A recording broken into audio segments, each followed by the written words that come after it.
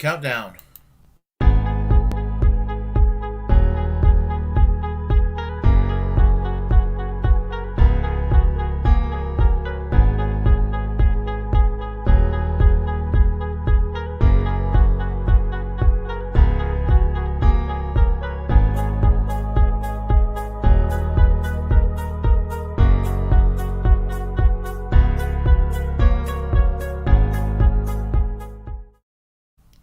Hello, welcome to another edition of the Willie Bragg Show. I am your host, Willie Bragg, here to provide you news that happens around this country and around this world, and to try to do my part to make this world and make this country and the world both a better place. Good luck, right? Okay, now I really get tired of discussing Marjorie Taylor Greene of Georgia. She's but she provides an endless amount of material to talk about. I guess I guess if she's giving you material to talk about, that's something to acknowledge, even though I don't want to acknowledge her existence. And Marjorie Taylor Greene, as you all know, there are no words in the English language that's out there that could describe how much I despise this woman. I mean, there are, when I grew up with people like Jesse Helms as my senator in North Carolina, embarrassed that Jesse Helms was my senator. And I'm about to sneeze in a second. But anyway, and if I sneeze, I apologize. But Marjorie Taylor Greene got elected in 2020, November 2020. I remember I heard of her around this time 2 years ago. Somebody played one of her commercials where she's using Antifa and socialists as target practice, and saying that she's going to put a stop to Black Lives Matter, put a stop to Antifa, and put a stop to socialism. I would play the commercial right now, but I'm a little hesitant to play that ad because I did a video a few days ago on Dan Crenshaw and Marjorie Taylor Greene and played material from both, and I had a copyright strike, so I'm a little bit hesitant to replay that ad because I do not want to deal with another copyright strike, which, I think that what happened is either one of those people representing either Greene or Crenshaw saw it and reported me, as is what I think, and that's what I think my video got taken down. And my bet is that probably more likely Marjorie Taylor Greene did this. Her people did this, and watch it. People take it at face value that someone like her is a true First Amendment absolutist, and I can tell you she's not. The only First Amendment right she's concerned about is her own First Amendment right. She doesn't give a damn about my constitutional rights. When they went and took her Twitter account down about a week and a half, almost 2 weeks ago, something like that. When they did that, you think she was truthfully angry? No, she loved it. And what kills me about a lot of shit libs and a lot of establishment Democrat types is that even if it's out of the goodness of their heart, it comes from a good place in their hearts to go and try to silence people, they fall for the bait every time, and they end up having in the public relations battle, they end up having shit blown up against their face. So let me do this here. The thing about it is that Marjorie Taylor Greene, I have warned, she's a dangerous person, and I don't mean she's dangerous in the sense that she's edgy. Edgy. If I agree with somebody or disagree with somebody being edgy, it is what it is. She's dangerous in a very evil way. And I was listening to this interview, and what I heard from this interview pretty much just, I guess you could say, astounded me, offended me. But I want you to listen to this yourself, very short, and I will comment very quickly afterwards. Let me get this thing set up, and we'll take it from there. Here we go. They're coming for our guns and for our civil rights, are they not? Oh, of course they are. As a matter of fact, Stacey Abrams, who is running for governor for the second time in Georgia, in her announcement speech, after she said that she would pursue aggressive vaccinations of Georgians, the next thing she talked about was grabbing people's guns. She hates Georgia's Second Amendment rights. She wants to stop constitutional carry, which is exactly what our state legislators and our governor should be pursuing right now. They should be passing it, signing it into law. But yeah, no, Democrats, they hate our Second Amendment because ultimately the truth is it's our Second Amendment rights, our right to bear arms that protect Americans and give us the ability to defend ourselves from a tyrannical government. And I hate to use this language, but Democrats, they're doing exactly what our founders talked about when they gave us these precious rights that we have. And you know, no one wants violence, and I say it all the time. I'm not a violent person, and I hope to never see a civil war in this country. And that's why you hear me toss around national divorce, because the federal government has grown so big, and the Democrats are willing to use the power of the federal government that it really violates people's rights. And this is why state rights are so important. And it's a shame. We shouldn't think that way, but you know, I don't know what's going to happen in the future. But we always have to make sure that we're defending our Second Amendment rights and making sure that our state rights are protected.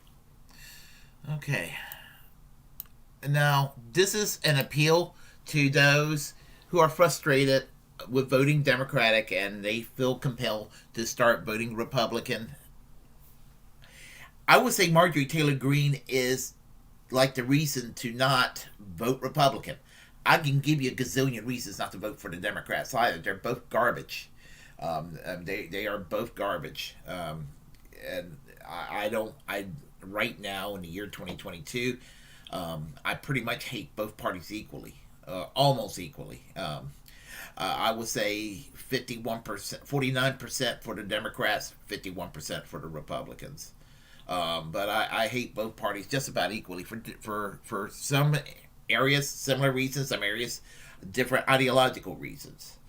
And the thing about it is, you know, yeah, if you vote for the Democrats, you're voting for disgusting people like Chuck Schumer and Nancy Pelosi and all these establishment Democrats that's out there. Sure, but you know what?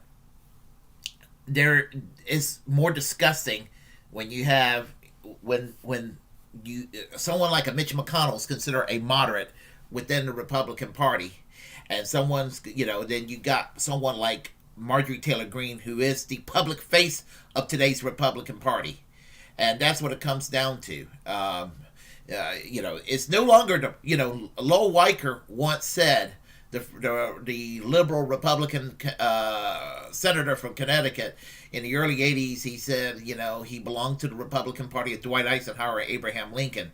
He didn't want to belong to the Republican Party of Jesse Helms and Jerry Falwell. Well, it's gotten worse than Jerry Falwell, gotten worse than Jesse Helms. You got Marjorie Taylor Greene today. And the thing about it is you listen to her rhetoric, and I'm going to get to what I'm about to say. She talks about Stacey Abrams, where her, you know, we can have a discussion about Stacey Abrams' vax policies if she becomes the governor of Georgia.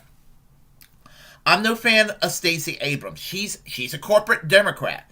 And whenever I hear people call her, I've heard people say she's a socialist, you know, which proves ignorance. Because I remember a co-worker of mine once said she was a socialist. I'm like, you're insulting socialists by saying that.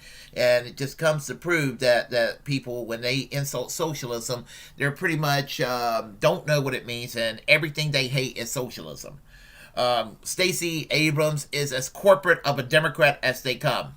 Gun control, we can have a debate about gun control. I am personally opposed to gun control. And I mean, my position on gun control is this: that you got the Second Amendment, it's there.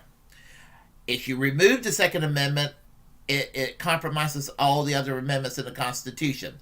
So I am uneasy about gun control, and even though I do think it works, I would never ever favor actual gun control here in the United States.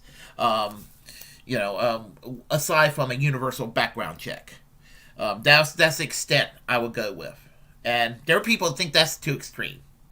But anyway, she claims that the Democrats hating the Second Amendment. Well, let's go back to a little bit of history. Can we do that? Governor Ronald Reagan of California enacted gun control in his state while he was a governor, and he was governor from 1967 to 1975, January 67 to January 75. He enacted gun control. The great hero of the right wing. Let's see, Donald Trump, back in his liberal days, favored gun control. Of course, he was for gun control before he was against it. And basically, he flip-flopped on the issue because, he was running for president. He knew he had to appeal to nut jobs like Marjorie Taylor Greene. Let's see. Marjorie Taylor Greene claims that the Democrats are provoking a civil war. Really? There's a lot I could say about Democrats, but Marjorie Taylor Greene actually supported the execution of Nancy Pelosi, Barack Obama, and Hillary Clinton. Now, I said this before. I have no love for Nancy Pelosi. I have no love for Barack Obama, and I definitely don't have any love for Hillary Clinton. But the thing about it is, I don't have any love for Marjorie Taylor Greene either. I don't think that anybody should be killed. Not a one person. For somebody who bitches and moans about being pro-life the way Marjorie Taylor Greene does, I can out pro-life her. I support universal health care. She does not. I support getting rid of the death penalty. She's obviously for the death penalty. I support ending torture. She loves torture. Who the fuck is pro-life? Huh? If you want to take it to that conclusion. Let's see here. She wants to lock up Alexandria Ocasio-Cortez. She said that at a rally. For what? For the thought crime of being a socialist. If anything, I could challenge that is I don't know if AOC is that much of a socialist or even that much of a liberal. But she projects what she wants to project, and she said in a rally, well, I think that little communist ought to be locked up. Very strong fascist tendencies there. And then when she was stalking gun control advocate David Hogg, marching behind him, telling him that that she has to conceal and carry and all of this, trying to intimidate him, I think that she should have been arrested for stalking him there. Now, gun control will probably happen in the near future. Why? It is because of people like Marjorie Taylor Greene, who makes Wayne LaPierre of the NRA, who's a total jackass, makes him look like a gun grabber by comparison. But the thing about it is she's got this obsessions of shooting people or using guns. She's got this obsession. And I'm telling you, when I think about the obsession she has about guns, I can't help but think of a book called the Turner Diaries, under the pseudonym or pen name of Andrew MacDonald, written by William Luther Pierce. And if you don't know who William Luther Pierce was, I will give you a quick lesson on him. William Luther Pierce was a physics professor at Oregon State University in the early 60s. When he saw a black person on the campus, that pissed him off, and he thought that was a communist revolution coming along because it was, the civil rights was building up that time. Well, he joined the John Birch Society initially, out of the anti-communism and maybe the soft racism that existed within the John Birch Society at the time. And because the John Birch Society were not effective on the civil rights question with regard to African American and racial equality, and on the Jewish question, he was impressed by a neo-Nazi, one of the first prominent neo-Nazis into existence, by the name of George Lincoln Rockwell of the American Nazi Party, and he joined the American Nazi Party. And then he left the American Nazi Party a few years later and worked with Willis Carto on a group called the National Youth Alliance, which was out of the George Wallace campaign in 1968 for president of this youth movement. And the National Youth Alliance was kind of created to be a right-wing counterpunch to groups like the left-wing groups like Students for a Democratic Society, SDS.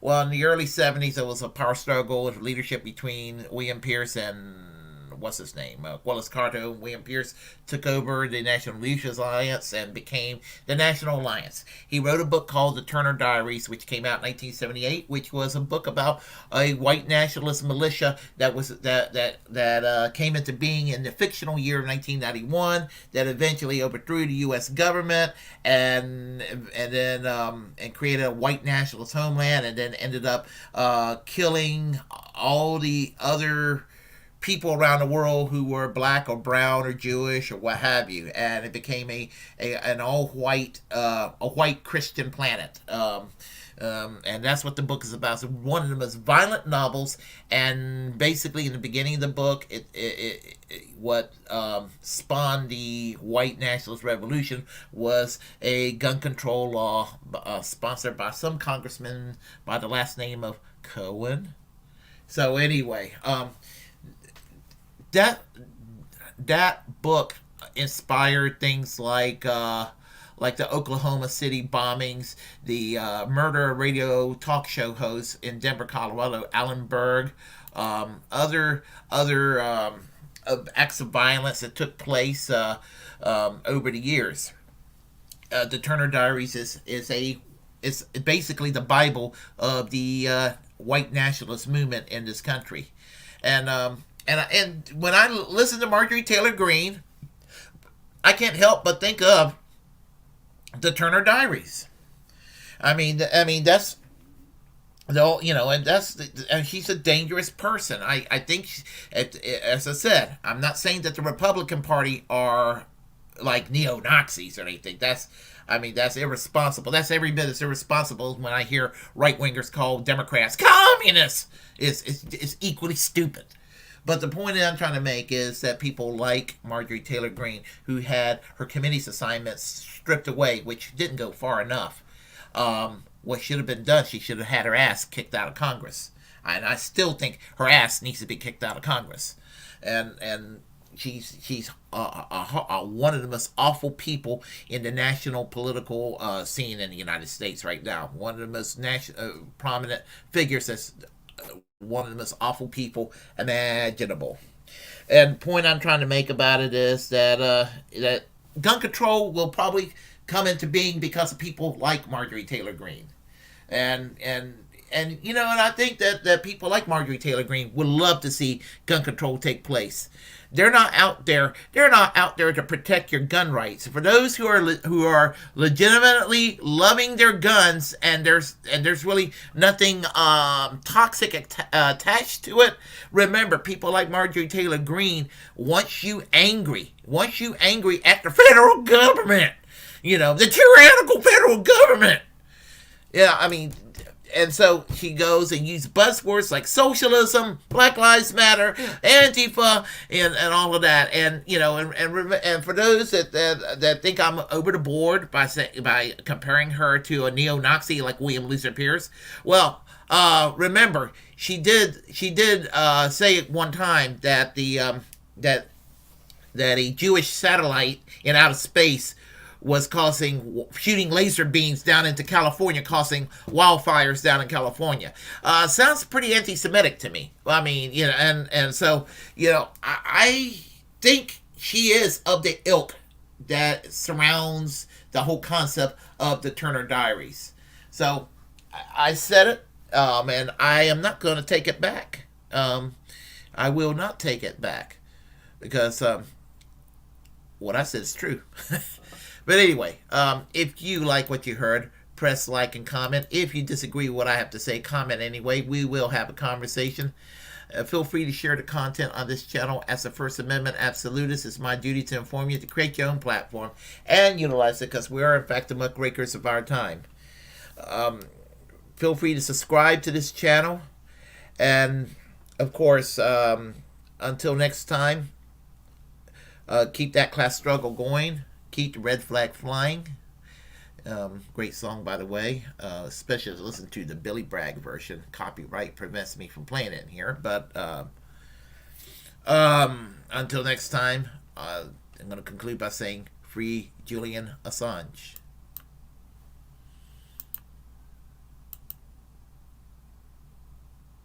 I write a lot of essays for... Oh, brother. Okay, and as I said,